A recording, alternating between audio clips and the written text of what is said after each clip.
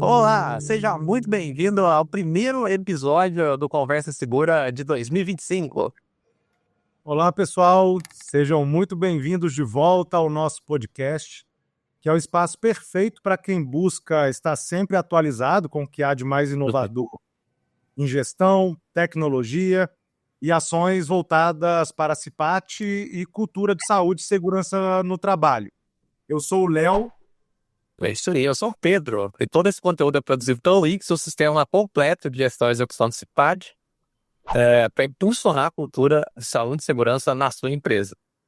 Se você também carrega a missão de impulsionar essa cultura por aí, não deixe de nos acompanhar também no Instagram, YouTube, blog, Spotify. Todos os links estão aqui na descrição desse vídeo.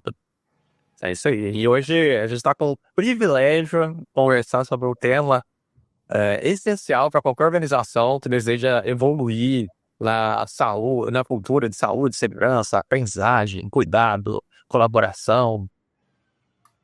Esses três pilares, eles são muito mais do que palavras bonitas. Eles são o alicerce para transformar o ambiente de trabalho em um espaço onde a segurança e o bem-estar de cada pessoa são priorizados e vividos de forma genuína. É isso aí, mas como pegar esses conceitos, né, e transformar em prática no dia a dia? Para guiar nesse caminho, trouxemos uma verdadeira referência aqui no assunto. Geralmente a gente até introduz falando que temos sempre especialistas, mas nesse caso, realmente é referência quando o assunto é cultura de cuidado e comportamento seguro. É uma referência mesmo, é a pessoa mais citada aqui pelos participantes aí no histórico do nosso podcast. A nossa convidada de hoje é a Juliana Bley, uma das vozes mais respeitadas e influentes no universo de saúde e segurança no trabalho, psicóloga, palestrante, TED Speaker, autora dos livros Comportamento Seguro e Gestão da Travessia, idealizadora do inovador Safety Lab, que já impactou profissionais de mais de 80 empresas no Brasil e no mundo. É isso aí, a Adriana tem uma trajetória, talvez você até conheça, né? Você que vai estar ouvindo, mas tem uma trajetória impecável, toda há mais de 20 anos ao lado de gigantes como Natura, Petrobras, Vale, várias outras empresas de referência.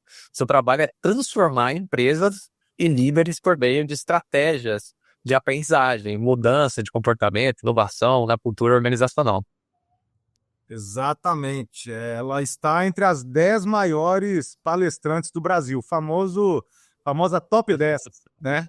Reconhecida por sua abordagem única, que alia inteligência emocional, cuidado com a vida e uma visão profunda sobre como engajar equipes e lideranças. E se isso não bastasse, seu nome é, sem dúvida, o mais citado em todos os episódios do Conversa Segura, como eu falei anteriormente. Juliana, que honra te receber aqui. Seja bem-vinda. Seja bem-vinda. Ô, Raminha, nossa, eu estou muito feliz de estar com vocês. Que alegria saber que meus colegas estão conectando aí comigo nessas conversas e esse é um campo apaixonante, né? A gente que se dedica aí a ajudar a construir espaços mais seguros e saudáveis, faz isso por profissão, por caminho profissional, técnico, mas faz isso por muita paixão também. Então é uma honra maior ainda poder conversar sobre isso com vocês e saber aí dessas situações dos meus colegas queridos. Juliana, para a gente começar, como que você enxerga, né, o papel da aprendizagem, né, no fortalecimento da cultura de segurança e cuidado das empresas? A gente sabe que tem boa parte das empresas, né, tem aquela correria, muita produção, precisa produzir produtividade, acaba não tendo aquele tempo, aquele cuidado, talvez o suficiente ou necessário para realmente chegar no estado da arte nesse sentido de aprendizagem, né? Mas, poxa, como você enxerga esse papel do dia a dia das empresas? Boa, boa. Esse é um tema. Eu gosto de falar de aprendizagem, porque aprendizagem inclui treinamento, mas não se resume a treinamento, né? CIPAT é um espaço de aprendizagem, eventos são espaços de aprendizagem, Reuniões são espaços de aprendizagem. O trabalho real ali acontecendo e a maneira como as pessoas vão descobrindo o jeito mais seguro de trabalhar é aprendizagem também. Assim como quando a gente senta para investigar uma ocorrência, para analisar uma ocorrência, a gente cria um plano de ação visando a aprendizagem também. Que a organização aprenda, que o sistema aprenda, que a gente melhore as coisas para evitar que novos problemas aconteçam. Então, quando a gente está falando de aprendizagem, a gente está falando nesse aspecto mais amplo, né, de melhoria contínua, individual, em grupo, por área, por situação, reativa, proativa, e também do sistema como um todo, né? É verdade, né? É, Realmente, porque, por exemplo, se fosse um problema e o problema repetiu, pronto, então talvez tenha faltado uma aprendizagem ali, ou seja, tendo uma lógica abrangente, né, de processos, de sistemas, realmente, eu realmente tinha essa visão de aprendizagem mais focada em treinamentos ou até campanhas, isso que você falou faz muito sentido.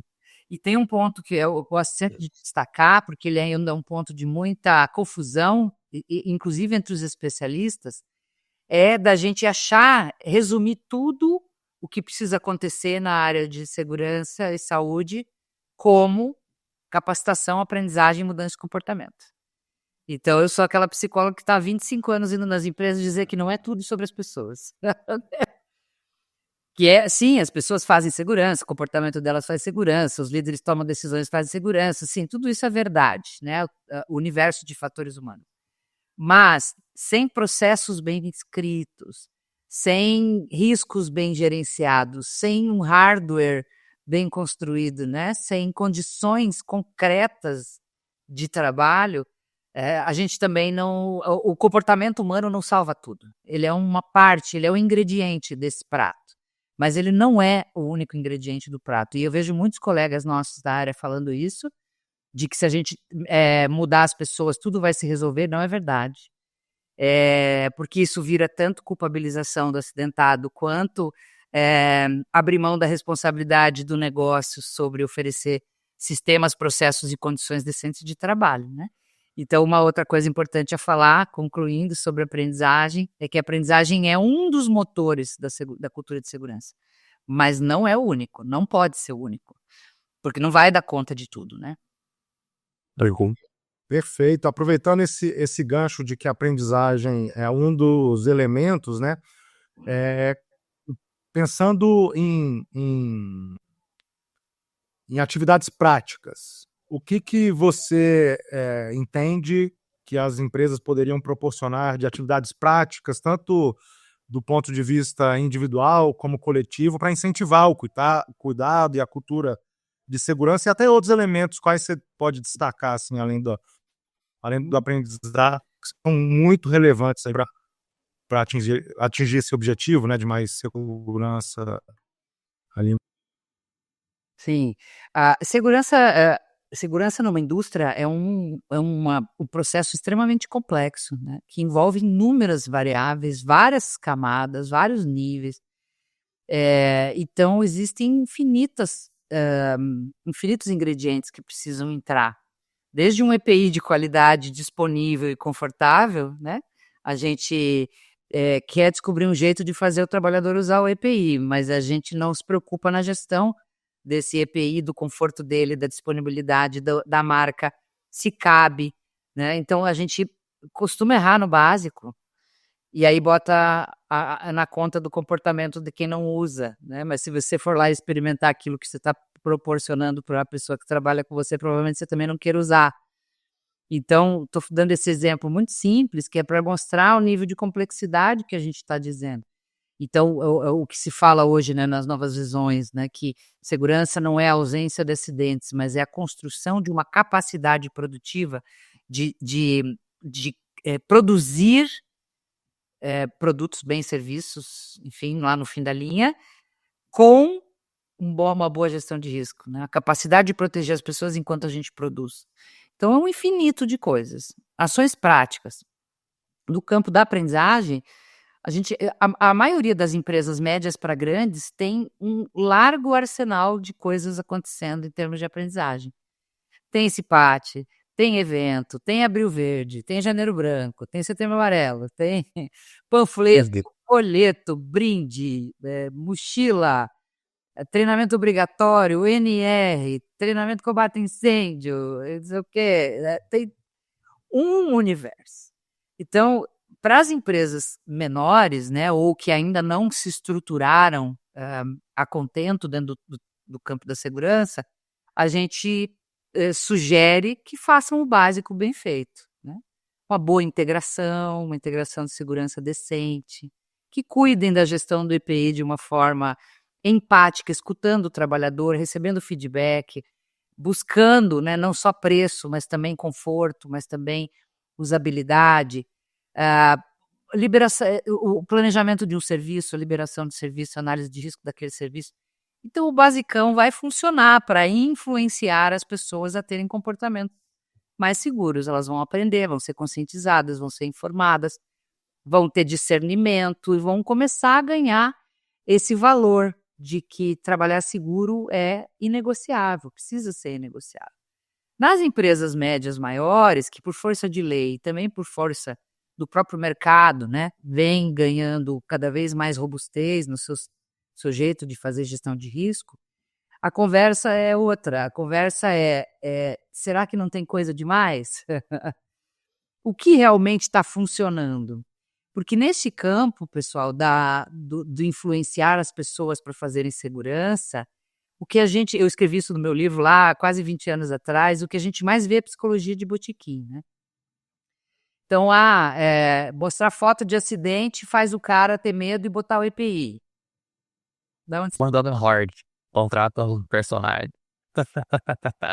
O pessoal tem que falar da família. Se não falar da família, o cara não se cuida. Da onde se diz? Isso é dramatizado. Né? Treinamento bom de segurança tem bastante conteúdo, 700 slides por 8 horas. E um monte de filminho, com meme, que é para o povo não dormir. Será que isso é uma boa didática? Então, a gente está falando de melhorar o discernimento, a qualidade e a eficácia dessas ações de cultura de cuidado, de cultura de segurança, de treinamento, de educação. Então, gasta-se muito, mas faz-se coisas... A própria CIPAT, né, que é o foco de vocês. A CIPAT, nem sempre as empresas têm orçamento bom para fazer uma boa CIPAT, mas tem muitas empresas que têm um orçamento bom e não fazem boas CIPATs, do ponto de vista educacional. Sequer escutam a base para saber que tipo de tema faz sentido para aquelas pessoas, sequer pensam em possibilidades mais interativas, fica todo mundo no palestrão o tempo todo, né? Informação, informação, informação, e no final das contas, cuide de você porque tem uma família esperando você em casa, volta para casa. Ou seja, é sempre mais do mesmo, né? Então, não é só, muitas vezes, né? Claro, existem limitações orçamentárias, mas não é só a falta de recurso, muitas vezes é a falta de entendimento de como as pessoas aprendem, o que é uma aprendizagem focada em adultos, qual tipo de elemento que traz qualidade para uma CIPAT ou para um evento de segurança. É a quantidade de conteúdo ou é a maneira como as pessoas conectam esse conteúdo com a realidade de trabalho do dia a dia delas? É o nível de linguagem que se usa de acordo com o tipo de gente que a gente tem na plateia. Então, eu diria que dependendo da maturidade e do nível de robustez do sistema de gestão de segurança da empresa, a recomendação, que foi a tua pergunta, ela varia. Para alguns lugares a gente fala, básico bem feito, feijão com arroz, um bifinho, batata frita bem temperadinho. E para outros a gente fala, cara, não tem prato demais nesse buffet, não dá para diminuir um pouquinho? Tá desperdiçando e as pessoas estão saindo com fome, né? Então são necessidades diferentes, eu diria. Ô, Juliana, Pode falar, perdão. Juliana, isso é incrível o que você fala, é muito do nosso dia a dia aqui, né? Lutar contra formatos que já são consagrados, não se sabe como. E eu queria te fazer uma pergunta que me intriga muito e escutar por que isso acontece, você como né, psicóloga, por que há essa desconexão? Em que momento que isso se quebra? Por que há essa desconexão das pessoas que têm a decisão para elaborar um programa, para elaborar um projeto? Por que há a desconexão delas com o resultado com o simples. O que motiva essas pessoas na hora de montar o escopo a mais do que gerar resultado e fazer o básico simples? Aonde que esse caminho ele se quebra? Olha, eu não tenho certezas para te responder, eu tenho hipótese do que eu observo por aí. E de novo, né, não estou aqui julgando essas pessoas que tomam essas decisões pouco eficientes, no sentido de que elas são boas ou más profissionais. É mais tentando perceber os vieses, né, as crenças limitantes, muitas vezes, os pensamentos distorcidos, as mentalidades desalinhadas que estão muitas vezes presentes e que são o gatilho para decisões que a gente pode chamar de pouco eficientes ou infelizes nessa área, né? Então, eu diria que algumas hipóteses que eu observo com frequência quando a gente vê desperdício de recurso ou insistência em determinados modelos que cientificamente e didaticamente não são os melhores, a gente sabe. Então, a gente pode começar pelo desconhecimento mesmo, né? A área de segurança é uma área, por lei, inclusive, carregada de dispositivos de aprendizagem. Carregada. Treinamentos obrigatórios, integrações, procedimentos, padrões, mapa de risco. Né? Ou seja, basta ler os documentos que compõem o arcabouço da área para uma indústria que precisa ter, né, determinado grau de risco, determinado número de pessoas, para a gente ver o quanto o processo seguro depende de informação, aprendizagem e aderência das pessoas, né? Então, a aprendizagem é um dos motores fortes de fazer as coisas acontecerem. E a grande maioria dos profissionais da área não entende nada de aprendizagem. Não entende nada de didática, nunca leram um livro sobre como as pessoas aprendem. Não entendem de educação. Então, o que aconteceu? A formação é insuficiente, né, na formação técnica, na formação da própria engenharia de segurança, olhando para currículo, né, medicina do trabalho, os técnicos de enfermagem, né, os clássicos aí, mas você vai para os fisioterapeutas do trabalho, psicólogos, nós não temos esse tipo de formação voltada à aprendizagem na nossa educação básica. Então, a gente tem uma demanda diária de educação, vamos para a sala de treinamento, damos palestra, fazemos briefing de segurança, mas a gente não foi preparado adequadamente para isso. Então, essa é uma das hipóteses com a qual eu trabalho muito. E o Safety Lab nasceu desse buraco. A gente lida com isso todo dia e não sabe o que fazer. Então, vamos organizar o basicão, que é para a galera se entender como educadores também, não só como fazedores de compliance e cara crachá e tal. Então, essa é uma hipótese. Outra hipótese. A gente, também por desconhecimento, mas também por moda, tem muitas vezes dentro das empresas pessoas que têm condição de tomar decisão e têm orçamento, que embarcam em modismos corporativos. E a gente sabe que o mundo corporativo tem esse hábito de embarcar em modismos, em hypes, em ondas, né? Então, o hype agora é a ferramenta tal, aí todo mundo tem que usar, mas aí você não olha para o teu público para entender se é isso que eles precisam. Você olha para o mercado e fala, minha concorrente está usando, o outro está usando, a outra empresa grandona lá está usando, então se está todo mundo usando deve ser bom. E aí, no lugar de eu olhar para o usuário, eu olho para o mercado e embarco uma ferramenta que me faz ficar mais longe ainda do meu usuário. E a última tem a ver com distância de poder. A pessoa que vive dentro do escritório, ela não sabe o que acontece na área. Então, a pessoa que está lá no RH, no ar-condicionado, ela não sabe o que acontece na linha de produção. Agora, quando você vai para a área, quando você tem o hábito de trabalhar lá, de ir lá onde as pessoas estão e aonde o trabalho está acontecendo e conversar e escutar as pessoas, você começa a descobrir que tem uma alta taxa de não aderência ao uso de protetor auricular porque o plug que a empresa disponibiliza é desconfortável. Ou o cara foi pego numa situação, ou se acidentou e não tinha lá uma determinada ferramenta. No lugar de você ficar no teu ar-condicionado dizendo o cara não tem valor de segurança, por isso ele fez essa bobagem, você vai lá ver a condição de trabalho do cara e entende que ele nem tinha aquela ferramenta disponível naquela hora. Então, é o que o pessoal da ergonomia chama de trabalho real, né? Se você não está no trabalho real, se você não escuta quem faz o trabalho real, se você não tem esse drive como gerente de RH, gerente de treinamento, gestor de saúde e segurança, técnico, especialista, se você não tem essa visão de que é a base que te dá as informações mais importantes para você tomar decisões boas, você não chega no simples. Porque o simples é o que funciona ali para aquelas pessoas. Muitas vezes você não tem nem que ter a solução, você só pergunta para elas que elas já têm. Mas aí você vai lá num congresso lindo, maravilhoso, numa feira linda, maravilhosa, cheia de holofotes e brindes e não sei o quê, para buscar uma solução para um problema que o cara que está com a ferramenta na mão já tem. Só que você não foi lá falar com ele, você foi lá no mercado, no hypezão, né, no shopping center das soluções. Então as coisas vão ficando complicadas e não necessariamente mais eficientes. Complicadas e engessadas, né? É? Engessadas. Você falou, é incrível, né? Então, resumindo, a gente pode entender que falta a capacitação, conexão com o objetivo, com o resultado que aquele projeto precisa gerar. E isso faz com que a pessoa siga numa forma de efeito manada, sem questionar o que os outros estão fazendo, e pior, sem perguntar internamente se aquilo funciona, se é aquilo que o pessoal deseja, se é aquilo que eles precisam, né? Incrível. E eu acho que essas hipóteses também deixam de claro, né, a complexidade da questão. Porque, por exemplo, às vezes, a questão de orçamento.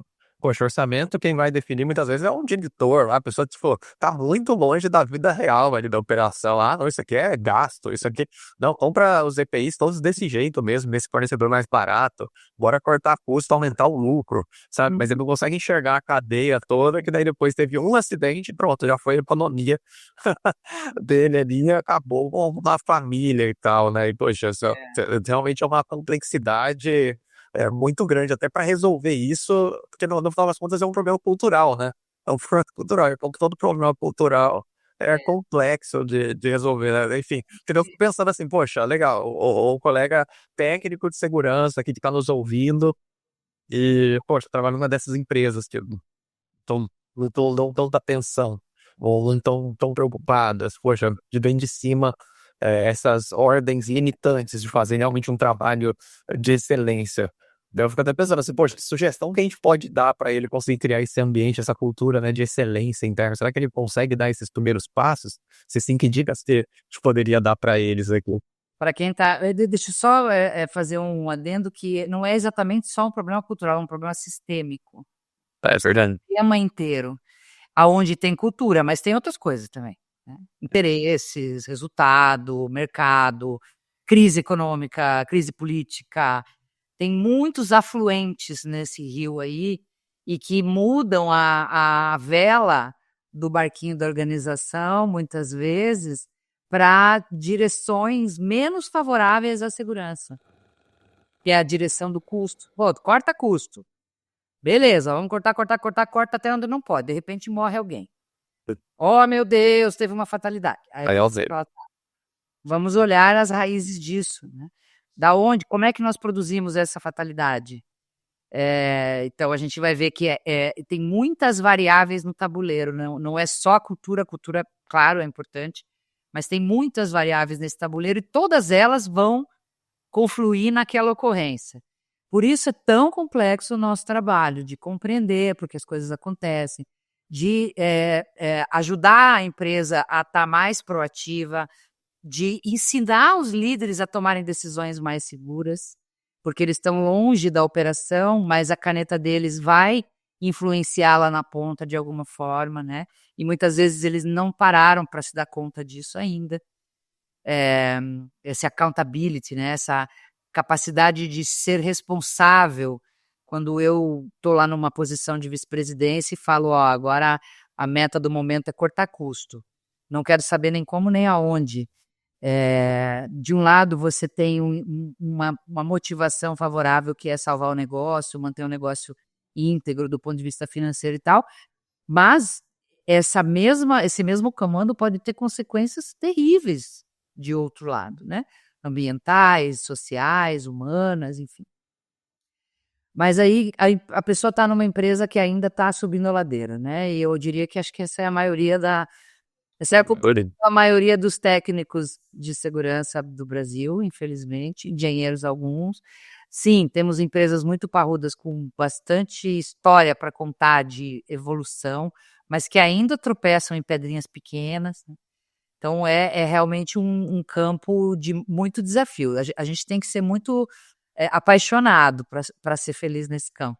Eu fiz até com o Ivan Riboleto um artigo na Proteção ano passado, que era esse título: dá para ser feliz na área de segurança? Né? Porque é tanta encrenca, tanto desafio, tanto pepino, tanta frustração, que haja saúde mental. Então, eu acho que assim, eu sempre faço uma pergunta para os meus mentorados, assim: quem é você na fila do pão? Né? Até onde a tua caneta alcança? Comece por aí. Essa é a dica de ouro. Comece até onde a tua caneta alcança, porque parte do nosso sofrimento dentro dessa área é não poder salvar todos os trabalhadores do mundo. A cada 10 segundos morre alguém trabalhando no mundo. Eu queria poder salvar todos eles. Mas se eu me ponho nesse lugar, eu me ponho num lugar onde eu não tenho potência. Eu não tenho alcance, não tenho impacto. Aonde eu tenho impacto? Eu sou analista de RH? Eu sou um técnico de segurança de campo? Ou eu sou um técnico que está mais em auditoria? Ou eu sou alguém que tem posição de supervisão? O tabuleiro onde eu estou, quem me ouve? O dono da empresa me ouve? Tem um ou outro gerente que me ouve, os outros não? Quem são meus aliados? Aonde eu consigo influenciar mais? Aonde eu consigo colocar energia e fazer com que pequenas mudanças já comecem a gerar uma nova paisagem dentro daquela empresa? Eu acredito que começa por aí. Porque às vezes, né, é uma coisa bem forte na nossa área, principalmente dos profissionais que estão em empresas muito reativas, é um queixume, né, muito grande, as pessoas estão muito amargas, muito frustradas, muito cansadas, muito, tipo, carregar um baita piano trabalhar com isso. Então, isso não é favorável. O agente de mudança não pode adoecer do próprio propósito dele, né? Então, uma das maneiras das pessoas que querem mudar o mundo, cuidar de sua saúde mental, elas começarem se responsabilizando só por aquilo que está ao alcance delas. E usar da melhor maneira possível isso. Porque se tem uma modificaçãozinha numa nota de um instrumento da orquestra, a música já fica diferente. E poder qualificar essas pequenas conquistas. Porque senão a gente fica no discurso que é muito comum nesse campo, né, da saúde e segurança, que é: a empresa não liga para as pessoas, os gerentes não estão nem aí, o capitalismo não sei o quê. Isso é tudo verdade, tá? É tudo verdade. Mas se você fica conectado com: eu não consegui mudar a minha empresa inteira e tem 1.000 funcionários, você não qualifica as pequenas conquistas que você consegue fazer, que o teu time consegue fazer. Mudanças concretas, positivas que estão acontecendo, elas não te alimentam. Você está sempre olhando para aquilo que está faltando e que você nunca vai conseguir fazer sozinho, né? Então, essa calibragem entre expectativa e potência, onde eu tenho poder, com quem eu tenho poder, aonde eu influencio mais, o que está na minha cara agora, o cavalo encilhado passando, e que eu posso contribuir. Se é melhorar o treinamento de integração do tempero, você já, cara, contribuiu para a vida de várias pessoas. Talvez você numa encarnação você não consiga mudar tudo, mas se você deixar rastros de boas melhorias consolidadas, você já deu uma baita contribuição para esse campo, né? Certo. Complementando isso, eu me lembrei de um livro que eu já li há um tempo bom atrás, chama Originais, que ele basicamente, num dado momento do livro, ele fala de, poxa, as pessoas que fazem a transformação, as pessoas que fazem as mudanças, elas muitas vezes não são radicais, nem para um lado, nem para o outro. Elas não são nem essa pessoa que, vamos mudar tudo, nem a pessoa muito empolgada, nem a pessoa que já está muito conformada. Ou seja, ela é uma pessoa ali no meio do caminho, sabe, naquele ponto ótimo, que ela consegue ali aos poucos ir aproveitando de todo essas influências que muitas vezes são radicais, né? As pessoas muitas vezes têm opiniões fortes sobre os temas, mas elas vão indutando uma coisinha de cada vez, e daí na hora que elas olham para trás, elas fizeram todo um movimento ali dentro, né? Enfim, esse ponto que você pôs realmente é muito bom. É muito mais fácil falar de mudança do que fazer mudança. Uhum. E quando a gente fala de mudança, é muito maior também. E quando você vai executar uma mudança, um molequinho desse tamanho dá uma trabalheira desgraçada. Você fica meses para fazer um negocinho assim mudar. É por isso que a maioria das pessoas fala sobre mudança, mas não põe elas para rodar, né? Porque dá muito trabalho fazer uma melhoriazinha bem pequenininha. Mas essas pessoas que você trouxe, que estão aí no meio do caminho entre o entusiasta e o pessimista, elas são as pessoas que materializam esses pequenos steps, que colocam lá o tijolinho no muro. E são essas que mudam a realidade, né? Então eu acredito bastante nisso também. Eu tenho hoje, né, depois de tantos anos trabalhando com isso, eu tenho um cuidado muito grande com os entusiastas, porque em geral eles estão a 1,5 m do chão, né? Ei, vamos mudar o mundo, nossa, segurança, cuidado, pessoas! Tá, e agora? E os pessimistas excessivos, porque esses já desistiram por dentro, né? Eles não acreditam mais, eles só estão ali ganhando salário. Verdade. E então essas pessoas, eu também tenho cuidado com elas, porque elas já não enxergam mais as possibilidades. Então como é que a gente vai... Para mim, eu gosto daquele ditado mineiro, eu não sou mineiro, sou de Curitiba, mas aquele ditado mineiro que é onde eu tô, pra onde eu vou. Então, onde nós estamos, qual é o próximo passo? Fazer gestão de mudança é isso. Onde a gente está e qual é o próximo passo? Porque o entusiasta fica olhando lá para cima da montanha, falando, nossa, nós vamos chegar. E tem diretor, VP, entusiasta aí nas empresas, que chega lá e baixa no plano estratégico. Em 2 anos a gente tem que estar no nível máximo. Imagina. Oi? Esse cara não sabe onde ele está trabalhando. Né? Onde eu estou, para onde eu vou? Tem uns 15 anos, 20 anos de trabalho árduo e incessante para acontecer o que ele quer que aconteça em 2 anos. Então, onde é que a gente está? Põe o pé no chão. Para onde a gente vai? Qual é o próximo passo? Qual é a próxima mudança? Pequenininha, significativa, que está ao alcance da minha caneta, que eu posso protagonizar, que eu posso materializar e que vai virar realidade, que não vai virar mais um plano de ação que ninguém fez. É interessante que você pautou realmente desenhou esse quadro, né, do cenário, do mercado, muito bem, até em pouco tempo. Mas, assim, qual que é a sua visão de como que vai ser esse mercado, por exemplo, sei lá, daqui uns 10 anos, no futuro? Né? Porque a gente sabe que tem muitas transformações tecnológicas, sociais, e que vão acontecendo ali no meio, todo esse sistema que você já pautou, né? Uhum. Qual que seriam suas perspectivas e pensamentos e até teorias e hipóteses sobre esse futuro que irá vir aí mais para frente? Legal. Futurologia é um tema que me interessa. Sim. Essa é a gestão da travessia, né? A gente está atravessando para algum lugar que a gente não sabe muito bem qual é, mas a gente já tem alguns sinais do que vai estar no tabuleiro diante de nós daqui a algum tempo. Eu tenho ido todos os anos para o Congresso Mundial de Saúde e Segurança lá em Berlim, né? Que é a minha maneira de estar perto dos futurólogos da área, de conversar com a galera que está pensando no futuro da área. E é chocante as coisas que eu ouço lá, assim. Então, acho que a primeira coisa é a área de saúde e segurança, ela tem uma missão que é vertical, estratégica para o negócio, sim, pensando em ESG, pensando em sustentabilidade, né? Como que essa empresa opera no mundo, e ela tem também atividades mais operacionais. E por N razões, que não cabe a mim julgar, a maior parte dos profissionais que se formaram nessa área foram para as atividades mais operacionais e burocráticas. Fazer papel. Checklist, papel, documentação, né? Essa é uma parte do trabalho e precisa ser feito, ele tem valor. Mas tem várias outras coisas que o time de saúde e segurança pode entregar para o negócio como valor, que não é só estar atendendo a documentação, a legislação. Então, o primeiro passo algumas pessoas lá fora estão falando assim, olha, em poucos anos, a inteligência artificial e a internet de dados e os processadores de dados e tudo mais, né?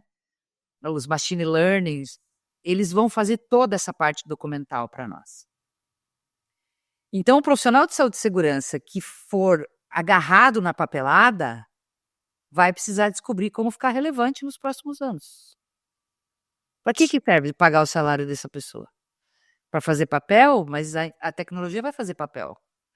Com mais acuidade, inclusive, do que o humano. Temporal, dando reporte para todo mundo, na hora soando alerta. Então, a gente já tem sensores e câmeras hoje que eles contabilizam quantas pessoas entraram numa área classificada, quantas pessoas passaram sem um plug na orelha, quantas pessoas passaram sem um capacete. Ou seja, a gente tem um volume grande de dados que vão começar a ser gerados por não humanos. Então, a gente tem aí um lugar que é a inteligência de dados, né? De competências a gente vai desenvolver para ajudar a organização a aproveitar esses dados como input na gestão. Esse é um ponto. Outro ponto que a gente tem conversado muito lá também com esses líderes globais aí de grandes indústrias, eles dizem assim, o time de saúde e segurança precisa dar suporte aos gerentes operacionais. Essa parceria especialista-gestor, que é o que o RH fez muito bem com o tema do business partner, né? E aqui no Brasil já tem curso de business partner em saúde e segurança e algumas empresas já estão usando essa nomenclatura. Então, é você como coach daquela área. Eu tenho lá o gerente da manutenção. Eu preciso descobrir um jeito de influenciar esse cara, de dar apoio a esse cara, de escutá-lo nos problemas que ele tem de segurança, porque cada vez mais quem faz segurança é ele, com o time dele. Mas ele não é um especialista. Então, no lugar de eu ser a pessoa que determina o padrão procedimento, determina os sistemas de trabalho e volta lá para auditar e dar dedo na cara desse gerente, dizer está tudo errado, não está em não conformidade na sua área, você não devia estar trabalhando assim, você tem que corrigir isso aqui, que é o policial de área, que é um papel bem tradicional da área de segurança, eu preciso chegar lá e falar, cara, como é que eu te ajudo a melhorar isso, bicho? Não está legal.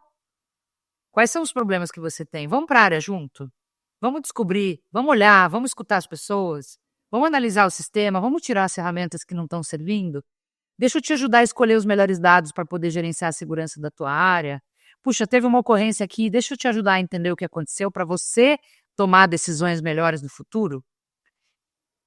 É por aí que a banda vai tocar, provavelmente, dizem os futurólogos da área.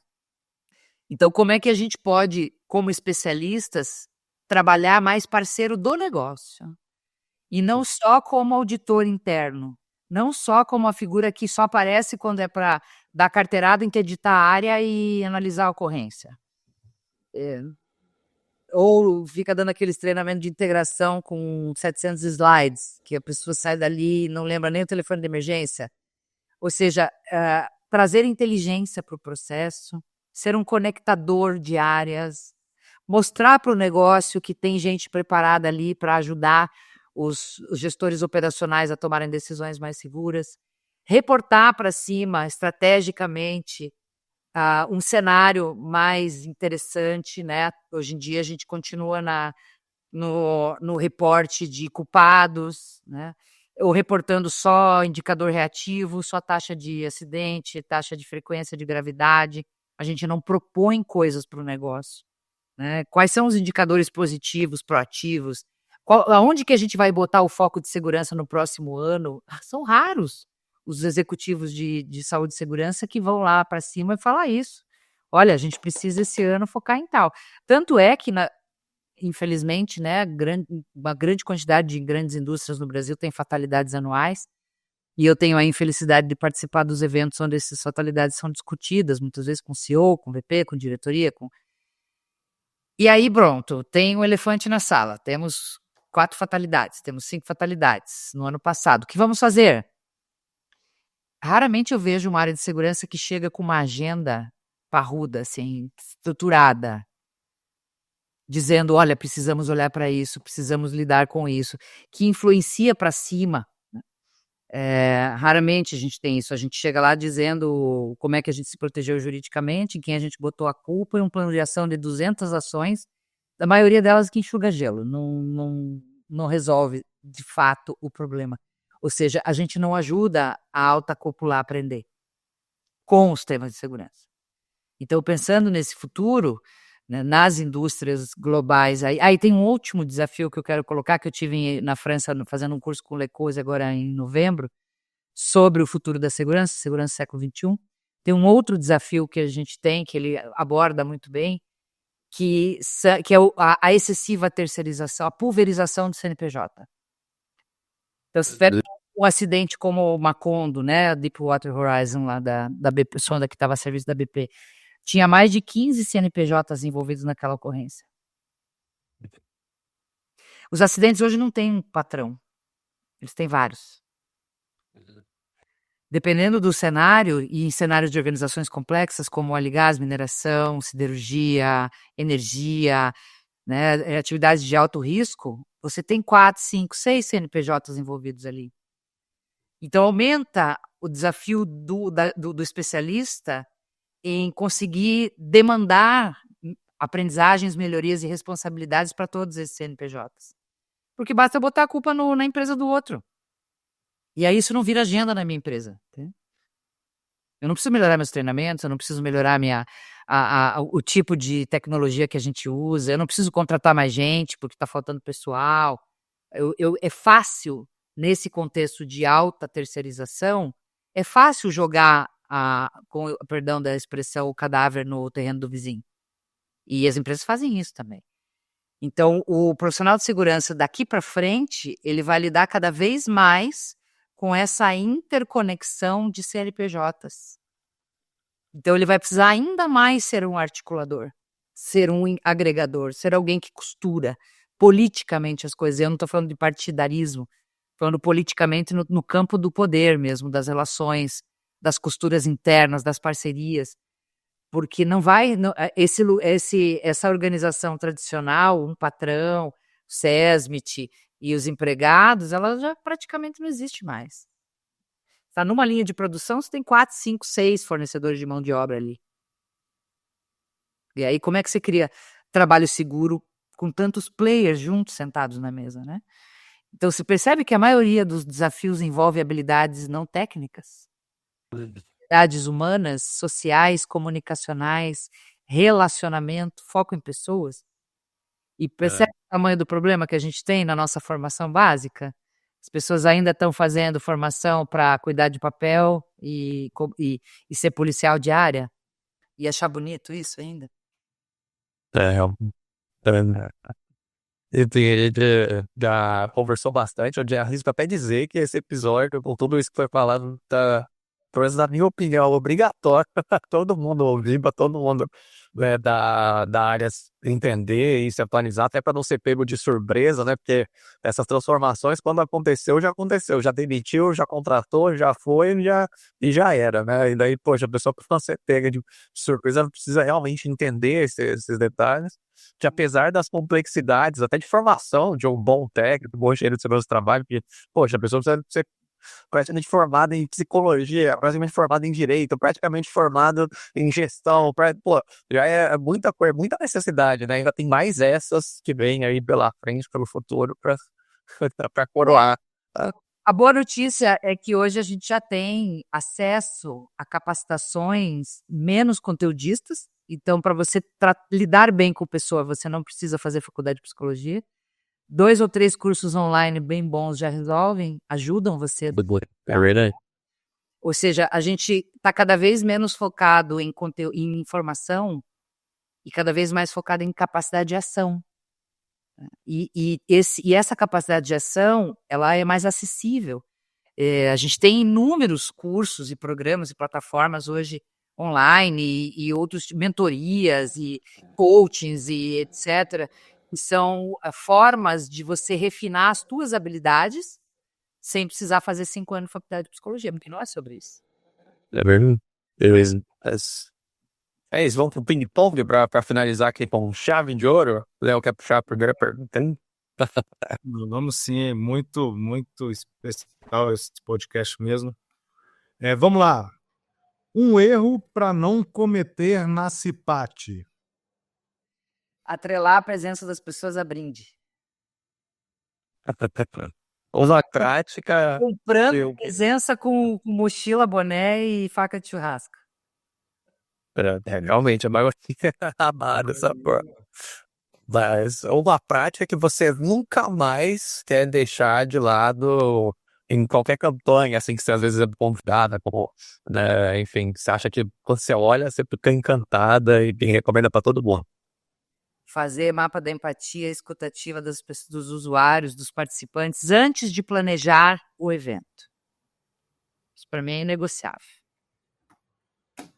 E se você pudesse dar um conselho para si mesma no início da sua carreira, qual que seria esse conselho? Esse é bem claro para mim.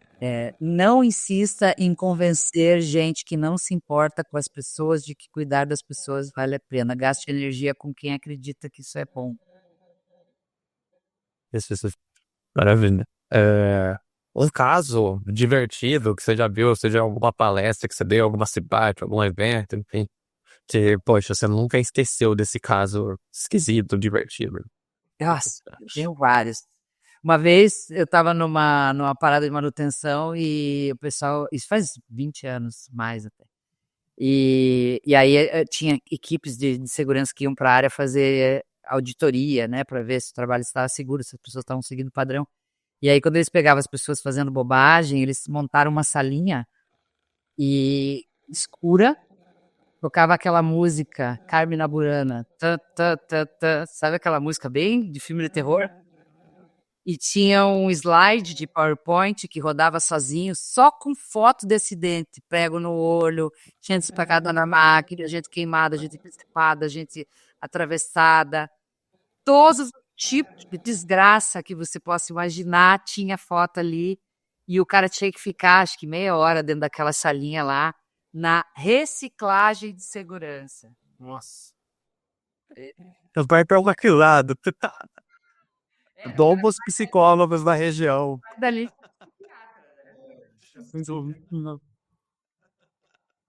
Meu Deus. Eles achavam que eles estavam abafando, que eles fizeram uma coisa assim. É inovadora. Eu propago a cultura de saúde e segurança porque complete a frase. Porque eu acho profundamente injusto que alguém saia de casa para ir ganhar a vida da sobrevivência e ajude a construir riqueza e não volte para casa. Eu acho isso inaceitável. Não é aceitável que a gente produza computador, carro, geladeira, construa prédio matando gente. A gente já tem tecnologia, conhecimento, know-how e ciência para fazer isso sem matar ninguém. Então, para mim, isso é uma ética inegociável. Assim.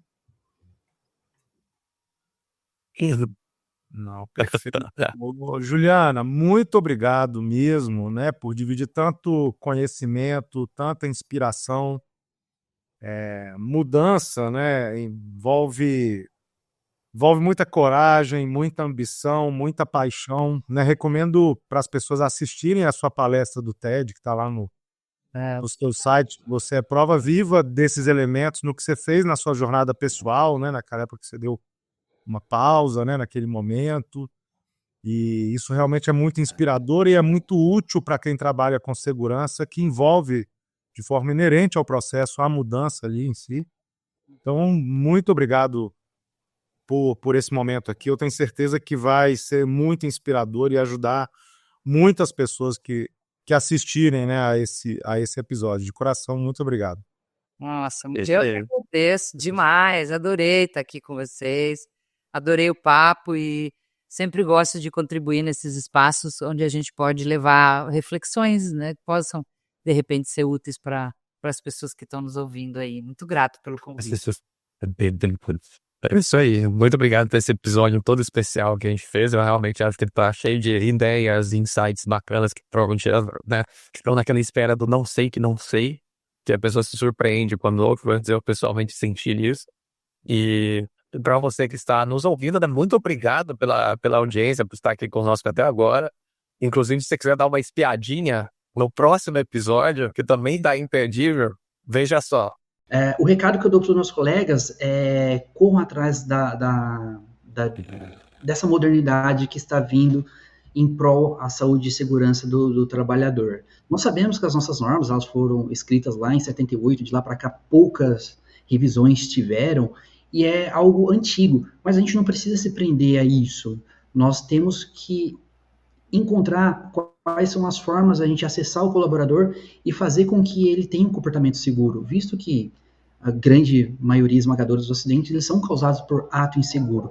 Então, o recado que eu tenho para os colegas, né, que têm dúvida ainda, experimentem, vão atrás, façam uma degustação da ferramenta e depois compartilhem como que foi.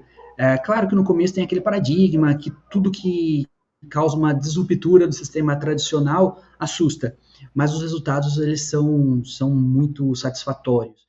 Estou animado aí para a estreia desse próximo episódio, que vai para o ar daqui a 2 semanas. Fique de olho aqui no canal e, se os assuntos te interessam, vejam todas as nossas redes sociais que estão listadas aqui na descrição do vídeo. E siga também a Juliana, aproveite, conheça os livros dela, que eu tenho certeza que você vai se surpreender ainda mais do que aconteceu nesse episódio. É isso. Pessoal, um abraço e até a próxima. Até a próxima.